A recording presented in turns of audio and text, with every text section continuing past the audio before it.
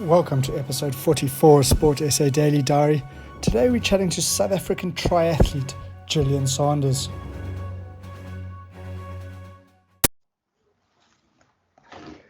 How are you doing, Gillian? Yeah, I'm good, thanks. All things considered. Under lockdown here in the UK. Yeah, you're a bit luckier than us here. You've just been out for a bit of a ride. Yeah, we are very lucky here. We are allowed to go outside to cycle and run. So I've been taking advantage of that. The roads are like super quiet, so it's actually been really nice. We're very, very fortunate. Brings safe cycling to a new meaning, really. Yeah, and there are like so many more cyclists out on the road. So I think there are going to be lots of newbies taking up the sport, hopefully, once all of this is finished as well. Well, that sounds good. Gillian, you grew up in Maritzburg. You're into, obviously, triathlons. You represented South African triathlon. You got it from your dad and your sister, I believe. Yeah, so started swimming with Seals Swimming Club, I think when I was about 6, because my sister had joined the club. She was older than me at the time. So I was just the tag along, young sister.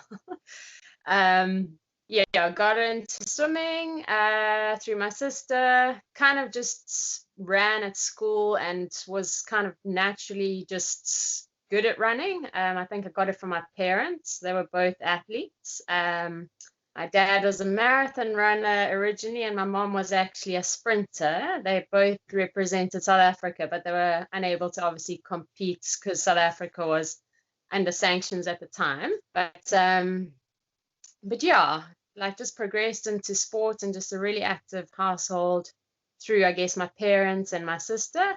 And yeah, played like all different types of sport at school. But kind of, I don't know, I was better at running and swimming. So, I just made a natural progression towards those sports. And then did like 1 or 2 fun triathlons when I was a kid. And then, just, grew organically from there, I guess. And tell me, with such a sporty family, was there pressure on you to achieve, or was it quite a relaxed household, go and do it and just have fun doing it? Yeah, I'd say no pressure at all. It was a lot of fun. We are a very, outdoor family by nature anyway. So we would spend loads of time outside, and if my dad was competing in a race or something, we'd all go and support him. So yeah, there was a lot of a fun element about it. And you always look up to your dad and your sister, and you want to do what they're doing. So I never felt like I was pressurized or pushed into it. Just really, even now, I'm the type of person who just loves exercise and loves being outside. So yeah, just love sport. That can't be too easy in the UK with the lovely weather that they have. Do you manage to get out enough to do enough training? Yeah, normally I escape over the winter. I think the last like 2 or 3 winters I haven't been here at all, which has been quite nice. So I've actually been in Portugal December, January, February with a new training squad, a whole group of international athletes, which has been lots of fun. The weather there's great because it's the Algarve in the south of Portugal, so the weather's like kind of 20 degrees every day, which is perfect for training. So I tend to try and stay away from the UK. So it's a bit of a novelty for me now being here. But I guess at the same time, I can go and ride like different routes and stuff that I haven't ridden. So there are positives. And Gillian, back to your childhood, you did your first World Triathlon Champs at the age of 13, where you came 5th in the 13 to 15 age group. That's quite something, seeing you were at the younger spectrum of the age group. Yeah, my sister and I actually competed in the same age group there. She was on the upper end, I was on the lower end. So that was a lot of fun. And my dad competed as an age group athlete. They've changed the system since then, so you actually can't race that young. I don't know, maybe there are positives to that, but yeah, we were fortunate because they had that age group, 13 to 15-year-old, and then I think there was like 16 to 19-year-old was like the next junior age group. So there were two, the junior age groups were split, I guess. And that was in Mexico. And yeah, just totally loved the experience. I think I was 5th and my sister was like 7th.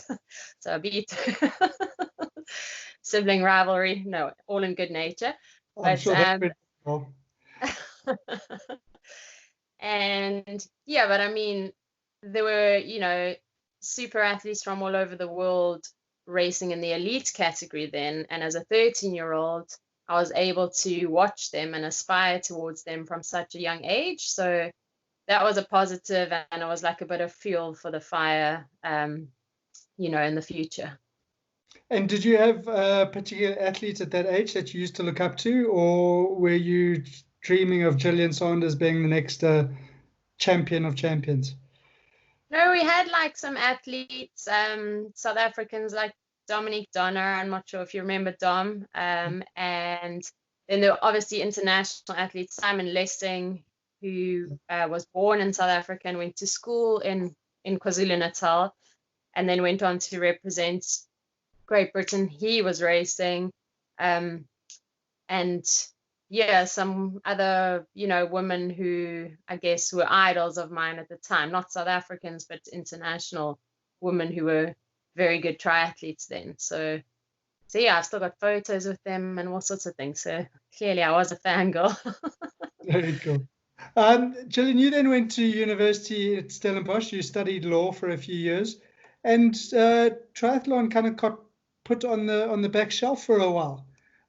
You were running, but why was that? Why? I mean, was there just no time amongst the studying, or were you just taking a break?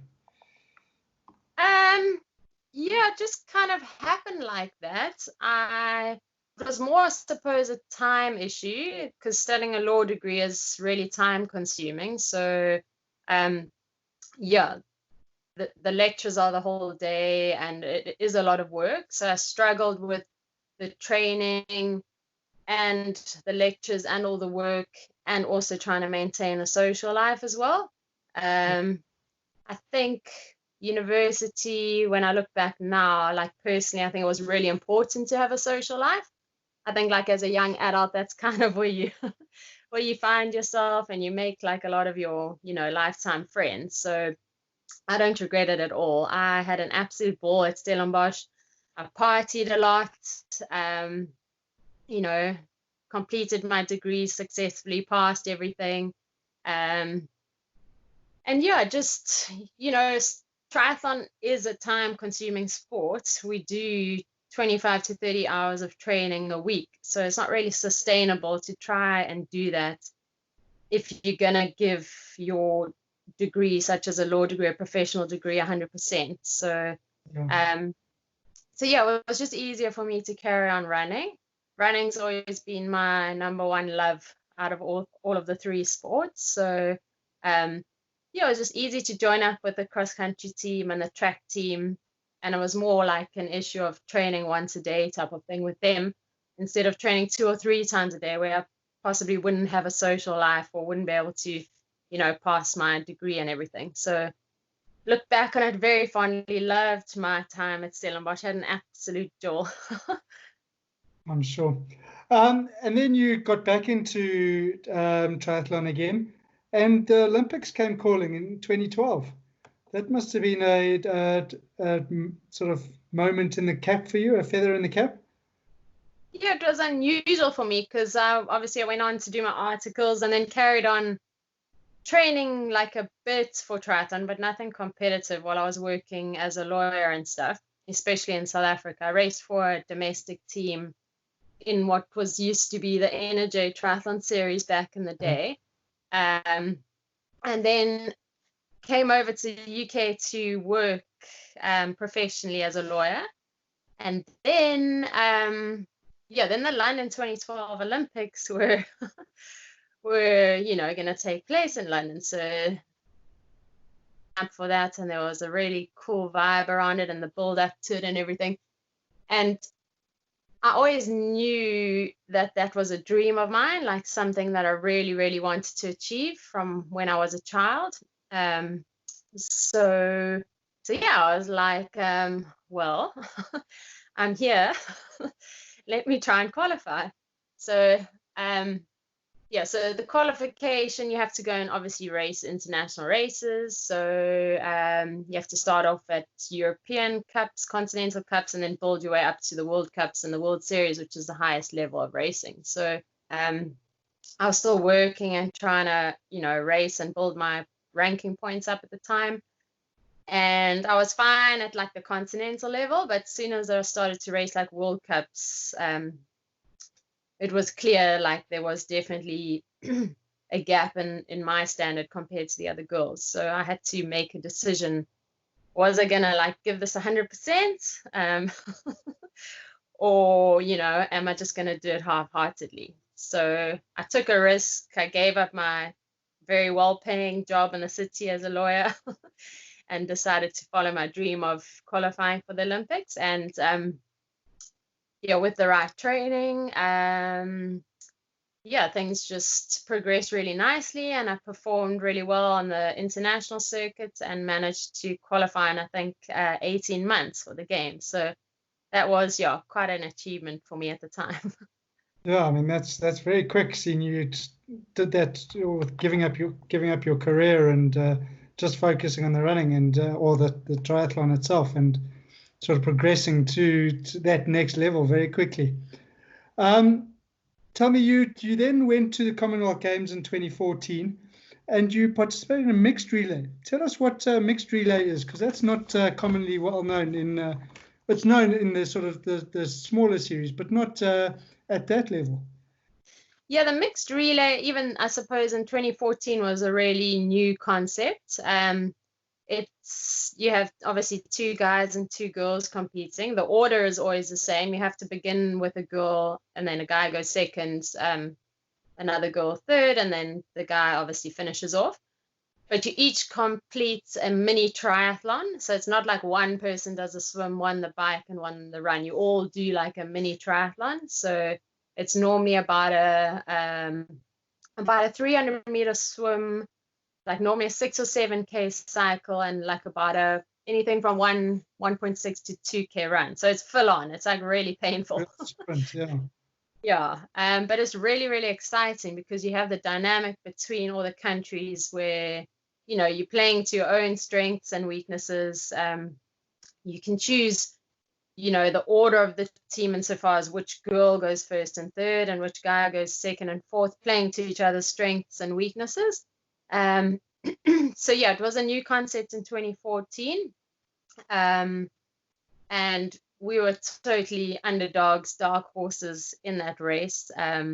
And we managed to win a silver medal for South Africa. Myself, Richard Murray, Henry Schumann, and Kate Roberts. So that was awesome. It was definitely one of the highlights of my career to win a medal at a major games. That was really cool. And then, the exciting thing is the mixed relay has now been included in the next Olympics in Tokyo. So, provided it goes ahead, we will be racing as a team in Tokyo, which is really exciting as well, because again, we'll have a really strong team, and we definitely have a shot at a medal. At the test event, I would suggest none of us were really at our best, and we finished 8th. So yeah, it's really exciting, something to look forward to, and the spectators love it. So yeah, I'm sure. I suppose it's a bit like a T20 cricket. It's really brought the game alive and given it a new lease on life. Is that something? Would you then compete in the full triathlon and the mixed relay, or would you guys just focus on that mixed relay? So you have to compete in the individual to compete in the mixed relay. That's how the qualification works, because of obviously the IOC only has a certain number of spots, quota spots for athletes. So yeah, you have to compete in the individual, and the individual races first. That's normal Olympic distance, and then the relay, I think, is about 3 days later after the individual race. So it's enough time to recover.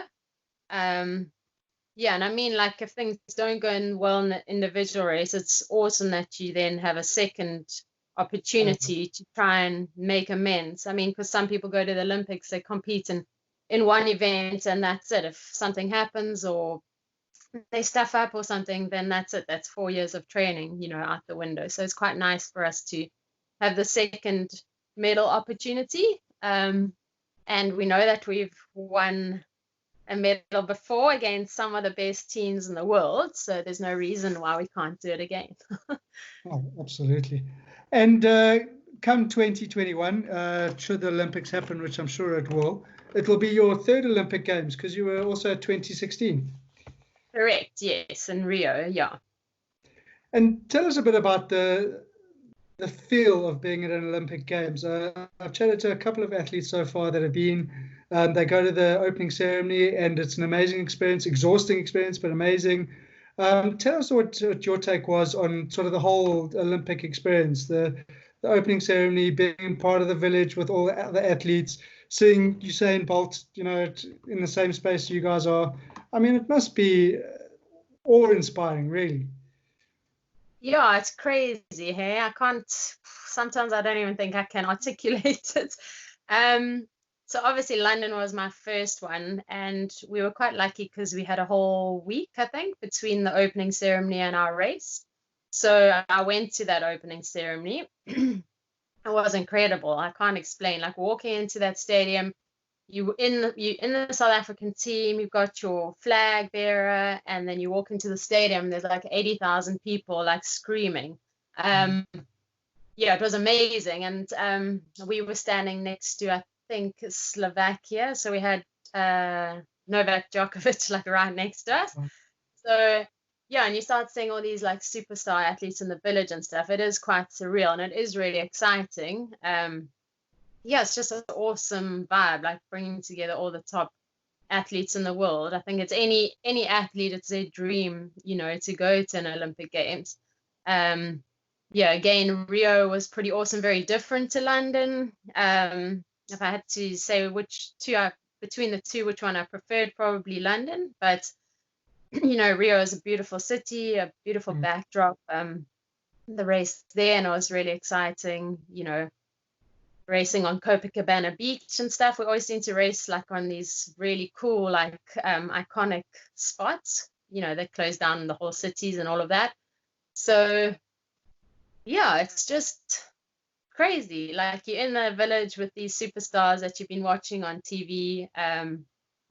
So yeah, it's hard to put into words, but it's a pretty cool experience.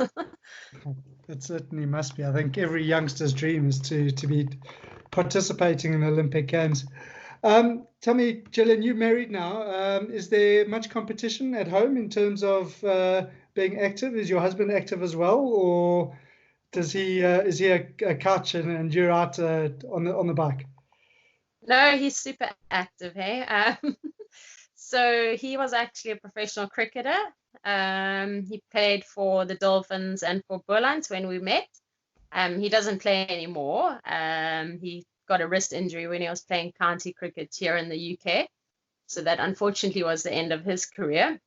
But he runs a lot. He works in the city. He's got a really stressful, long hours job. But he runs more or less every day.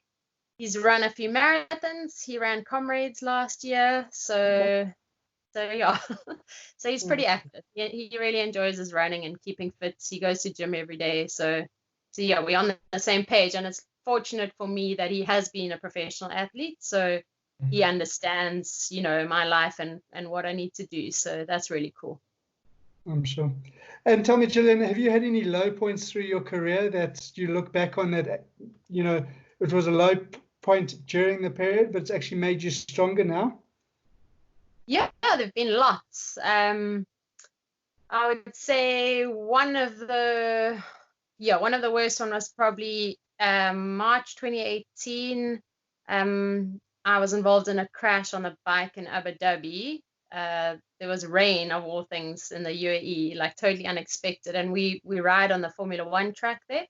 And I think just the rain combined with the oil, it was really slippery, and a girl crashed in front of me, and I ended up breaking some ribs and injuring my shoulder. And the Gold Coast Commonwealth Games were in, I think, 4 or 5 weeks' time.